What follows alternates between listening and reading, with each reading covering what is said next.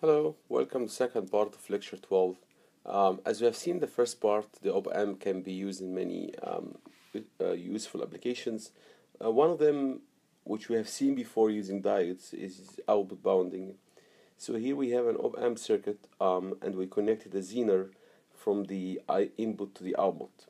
What's happening if you apply a positive voltage at the input? Because the negative terminal will be a virtual ground. The positive terminal is ground, and the negative terminal is a virtual ground. Then the current flowing here will be equal to Vn over Ri. So the input voltage divided by the input resistance is flowing this way if Vn is positive. This current cannot flow into the OpAmp because the OpAmp is open circuit. Then it's going to be flowing inside the Zener diode, forward biasing the Zener diode. And as we agreed earlier, the Zener diode is nothing but a diode. So when it's forward biased, it will create some drop between the anode and the cathode. So here if you have 0 volts, and this is the anode is higher than the cathode by 0.7, then the voltage here will be minus 0.7. So as you can see here, when you apply a positive voltage, the output will saturate at minus 0.7. Now when you apply a negative voltage, so Vn is negative, in that case, Vn will try to make current flow in this direction. So this direction here, let me erase this one, it's done with the wrong tool. So current will flow in this direction, okay? And this current, it has no way flowing anywhere else except through the Zener. So it must flow through the Zener. So let me try to do that again. I keep on using the wrong button here.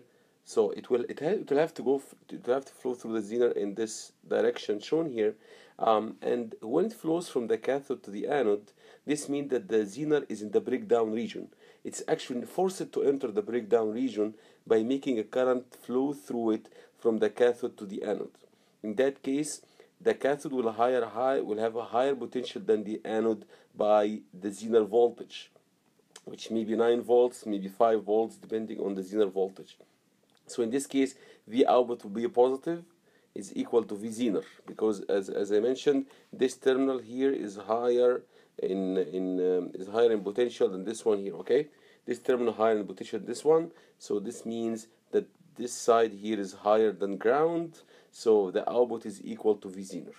So now we could see this is the output coming from this limb bounding or limiting circuit. When Vn is positive, the output is limited to minus 0.7. When Vn is negative, the output is limited to V Zener. And of course, you can have many different variations from this circuit by using Zeners connected face-to-face, or maybe diodes connected as well. You can get different type of variations here. And this is very useful for protection of circuits from excessive voltages or things like that. Okay, let's take a look at this example. We have an OpAmp circuit here, and there is a Zener diode connected from the output to the input, and you can see that the way it's connected is opposite to the previous example. The theory that I presented for you, and this is intentional just to give you another example of how things will go. This is a Zener diode, so it breaks down at 5 volts. When it's conducting in the forward region, it creates a voltage drop of 0.7. And the input voltage that you apply here at this point is a sinusoidal voltage with amplitude going from minus 8 volts up to 8 volts. We would like to determine the output voltage. Well, if you apply a positive voltage here at Vn, because the positive terminal of the OpAmp is grounded, the negative terminal is at virtual ground. So the current will be flowing in this direction, but this current will force the Zener diode to be in the breakdown region. In the reverse bias region, it does not allow current to go through, but because it is forced to conduct current, it will be in the breakdown region. And in that case, V cathode is higher than V anode by V Zener, by the value of V Zener. So this one will be negative. So this one here will be equal to minus V Zener.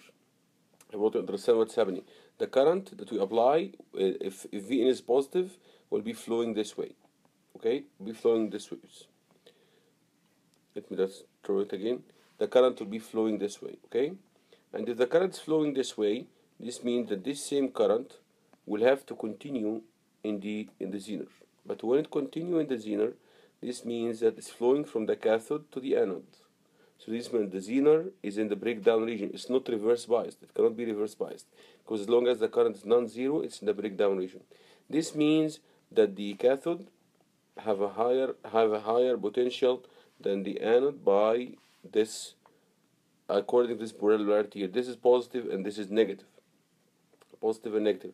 So this means if this is ground, this will be equal to minus V Zener. Now, if we apply negative voltage here, then current will flow in the opposite direction, and this means the current in the diode will flow in the opposite direction, meaning that the diode will be forward biased, and the output, and as we agreed, when a diode conducts, it makes the anode higher than the cathode by 0.7 in the forward region. I mean, when it's conducting in the forward region, the anode will be higher than the cathode by 0.7, then the output will be equal to 0.7. So we now know that in the negative region, the output will be saturated at 0.7, and so when the input is positive, the output is equal to minus V Zener and is negative. And when the input is negative, the output is saturated at 0.7. There is a 180 degrees phase shift between these two waveforms, the input and the output. So this slide explains what I mentioned to you earlier. If the input is negative, then the Zener is in the forward bias region. The output will be limited to 0.7. If the input is positive, it's forcing current to go through the Zener from the cathode to the anode. Then the Zener will be in the breakdown region, and the output will be equal to minus V Zener, which is here equal to minus 5 volts. So if you try to plot the input and the output, this is the input waveform, okay, from minus 8 to 8. This is the output waveform. For the positive part, it goes to minus 5. For the negative part, it goes to plus 0.7. Okay, so you can see there's a 180 degrees phase shift again between these two waveforms. But this is how this circuit will work. It's simply creating a 180 degrees phase shift, and in addition, it's limiting the output in the negative cycle here as shown. I will show you an application about how to use an OpAmp as an analog to digital converter. But before that, I would like to introduce to you a chip. Maybe you can find it as a chip. It's called the priority encoder.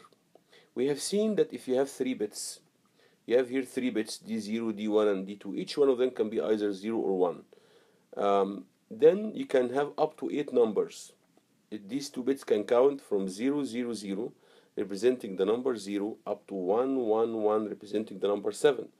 So I can create something called binary encoder. I put for it, I pick which number I want these digits to represent, and then the output from these 3 digits will give me that corresponding binary words. For example, if I make this input high, so it's logic 1, and all the others are low, this means I'm saying to this circuit, please pick for me logic it's 0, it's number 0. Okay, so I'm making number 0, I'm making this pin high, I'm connecting it to VCC, I'm not making it a low voltage. In that case, the output will be 0, 0, 0. Now, if I pick this point, if I pick this pin and make it high, voltage 1, I make it VCC, or as we agreed, logic 1 means that a capacitor is fully charged, logic 0 means it's fully discharged. This is what this means. So I'm going to be assuming that this is connected to a charged voltage or to a high voltage, so it represents logic 1. So I'm picking number 1. When I pick number 1, the output should be 0, 0, and 1. When I pick number 2, the output will be 0, 1, and 0. When I pick number 3, the output is 0, 1, and 1. When I pick number 4, the output is 1, 0, and 0. Number 5, 1, 0, and 1. Number 6, 1, 1, and 0. And number 7 is 1, 1, and 1. So this allows me to create this table here, which shows you what will happen when you pick only one of these pins and give it a logic 1, while all the others are being given logic 0. They are not selected. Okay? So this is called the priority encoder, and in some applications I don't really need to connect this pin here. I simply ground it, and when nothing is applied to the others, this means that I'm already selecting 0, 0, and 0, because you have eight eight numbers. It's from 0 up to 7. So if it is not from 1 up to 7, then it's implied that the number is 0, which corresponds to an output of 0, 0, and 0. So in some priority encoders, we don't need 8 inputs. We need only 7 inputs from 1 up to 7. So this one is grounded, and when all the others are low at logic 0, this means that the output will be 0, 0, and 0. When this one is high, you get 0, 0, and 1, and so on. I will show you why we need to introduce priority encoder, because it's very useful in understanding the analog to digital converter. Okay, this is the configuration of a particular type of analog to digital converter, and there are many other types of analog to digital converters. This one, again, you have only 3 bits at the output. It could have been 4 bits, it could have been 16 bits, it could have been 32 bits, depending on how many analog levels you want to convert into digital form. Here I have only 8 bits, so I have 8 levels. Notice that I have this voltage. This is the reference voltage, and these resistances, these 8 resistances, they act as voltage dividers. Why they act as voltage dividers? Because no current can flow into the negative terminal of these op-amps. Okay, so these are voltage dividers. So the voltage here is 1/8 of V reference. This is 1/4 of V reference. This is 3/8 of V reference. This is 1/2 of V reference. This is 5/8 of V reference. This is 2/3 of V reference. Well, this 6/8, 6/8 should be 3/4. Sorry, should be 3/4 V reference, and so on. So we have 1, 2, 3, 4, 5, 6, 7, 8. You have 8 resistances until you go to the top one, where you get the full number. So when you have 1, 2, 3, 4. This will give you half the voltage. Another 1, 2, 3, 4. You get another half of the voltage drop. Okay.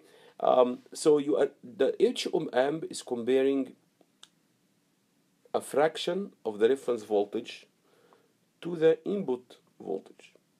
Okay. This is the input. You can see the input. The input is connected to all the positive terminals. Okay. And each one of them is comparing with a different level. Now, in the beginning, if Vn is very small, it's below 1/8 of Vref, so it's under this voltage here. Okay, then this means that none of these diodes, all of these diodes will be actually, you have here the negative terminal will have a higher voltage than the positive terminal. So all the output will be minus VCC, which we can consider to be logic 0. So this priority here will assume that when the output is minus VCC, it's logic 0. When the output is plus VCC, it's logic 1. Okay. So when the input is below V reference over 8, all these diodes are going to give you minus VCC, because the negative terminal has a higher voltage than the positive terminal, which is the input. Okay. In that case, the output will be equal to 0, 0, and 0. Now, if V input goes, it's above now V/8 and below 2V/8. So it's between this voltage and this voltage. What's going to be happening? The positive terminal of this op-amp will have a higher voltage than the negative terminal. Then this diode, this op-amp will create a logic 1 or VCC here, while all the other op-amps will create logic 0, which is minus VCC. So now this is, say, 5 volts, and all these are minus 5 volts.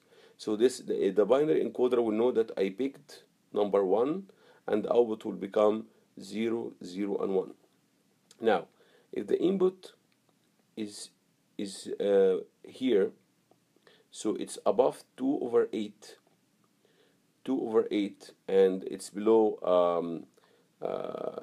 the next one, 3/8. This means that this one will be here. This one, the positive terminal will be positive, and this one, the positive terminal will be positive. So here the encoder can understand it this way, that we already reached level 2, but level 3, 4, 5, 6, 7, 8 are not reached. So the output can be, in this case, 0, 1, 0, which corresponds to 2. Now, Again, if the voltage go higher to maybe between 2/8 of V reference to 3/8 of V reference, so between a voltage like this one here and this one here, okay, then you are going to get more and more of these op amps turning high voltage, creating high logic high, and the priority encoder will convert them to the corresponding binary words. Okay, the last thing, of course, when you get it higher than 7/8, this means that you get here, say level 1, 1, and 1 at the output. So this is a way you are actually each op amp is comparing to a different level, comparing the input to a different fraction of the reference. 1/8, 2/8, 3/8, 4/8, 5/8, 6/8, 7/8, and 8/8. Each one of them is comparing with a different level. And when its level is exceeded, when the positive terminal becomes higher than the negative terminal, the corresponding output gives you VCC. It goes to logic 1. And the priority encoder, which may be a little bit different from the one I explained in the previous slide, but it can be built using logic gates. To when the proper input is given here, it will create for you the proper binary words. So here, as the input goes from VREF/8 up to VREF, the output will change from 0, 0, 0 to 0, 0, 1 up to 1 up to the highest value here, which is 1, 1, and 1. Okay, so this gives you a way to convert an analog signal to a digital signal. Only tricky part here maybe is the analog to digital by this priority encoder, but this one is simply a number of logic gates. We can program that. It's not that difficult to implement. Okay, so this figure shows you what this previous slide does. When the input is 0, is below V reference over 8, the output will be 0, 0, and 0. When you exceed V reference over 8 to 2 reference V reference over 8, you get 0, 0, 1. When you go between 2 reference V reference over 8 to 3 V reference over 8, you get 0, 1, 0, and then 0, 1, 1, and so on. So as the input starts to increase, as V input starts to increase, the output from this analog to digital converter, the count starts to go higher, and you go up from 0, 0, 0 up to 1, 1, 1. And of course, we could have 16 bits. We could have 32 bits, depending on how many binary levels we would like to have in our analog to digital conversion. And of course, when we do this to a voice signal, we usually sample the signal at a very high frequency so that we can recreate it again in an analog signal. Okay, one other interesting application for summing amplifiers is the concept of operational amplifier as a summing amplifier. And the summing amplifier is simply a circuit that allows you to combine the voltage coming from different sources. So here one input maybe can be music, certain type of music. Another type can be a signal coming from your microphone. A third one can be some other relative's voice. It can be 3 different voices, okay? And then you can combine them together to make them as if they are all being created together. And the way doing that is very simple. If you ground the positive input as shown here, and then the negative terminal will be at a virtual ground, then there is a current flowing here. This current is Vn1 over R1. There is a current flowing here. It is Vn2 over R2. There is a current flowing here. It's Vn3 over R3. When you combine all these 3 currents, they must be equal to the current flowing in this RF resistance. So what's happening? This current will have to flow this way. This current will have to flow this way. This current will have to flow this way. All of them will have to go through the RF resistor. Then the output measured here, the output you're going to be seeing, because of the way this current is flowing, is minus RF multiplied by this I. But this I is nothing but this current plus this current plus this current. And that's why you end up with this expression. So you could see the output was actually a weighted sum of the input signals. Each one of them is given a different weight. Of course, I could make R1 equal to R2 equal to R3. And in that case, we're simply summing them and then multiplying them by minus RF over R. If we make all these R1, R2, and R3 equal, you can do that. This is a very useful circuit. It allows us to combine signals from different sources and put them into one signal at the output. And this is one of the good things about operational amplifiers, because they have been used in solving differential equations. When you solve differential equations, you have to sum one signal and then a second signal and then a third signal and so on. Okay, let's take a look at this example. This is a very simple example for a summing amplifier. We have a resistance 10K in the feedback. We have two resistances, 2K and 1K, connected each one of them to first one to a signal S1 of T, the second one is signal S2 of T. We'd like to find the output here, V output, as a function of S1 and S2. So how does this work? We'll have to find the total current supplied by this resistance, and understand that these two currents will have to continue through the 10K resistance. And because this is virtual ground, V output will be equal to minus this current multiplied by 10K. And you should understand why there is a negative sign, because this is ground and this current is flowing this way. So the polarity it creates is plus and minus. So this is positive, this is negative. So V output is equal to minus this current multiplied by 10K. But this current is nothing but S1 of T over 2K plus S2 of T divided by 1K. Okay, so this slide simply explains what I mentioned in the previous slide. There is a current here I1 of T, the current I2 of T. I1 of T is nothing but S1 of T divided by 2K. I2 of T is nothing but S2 of T divided by 1K. And when you sum these two, you get the current I of T. And the I of T is nothing but V out. V out here in this case is nothing but minus I of T multiplied by the 10K. So this is what we have here. We said that the sum of the two input currents is equal to the output current. And the output current is nothing but minus V out divided by 10K. Or if you multiply both sides by minus 10K, by minus 10K and take 2K out, you end up with this expression that this is an amplifier. It amplifies the first signal by a factor of minus 5. It amplifies the second signal by a factor of minus 10.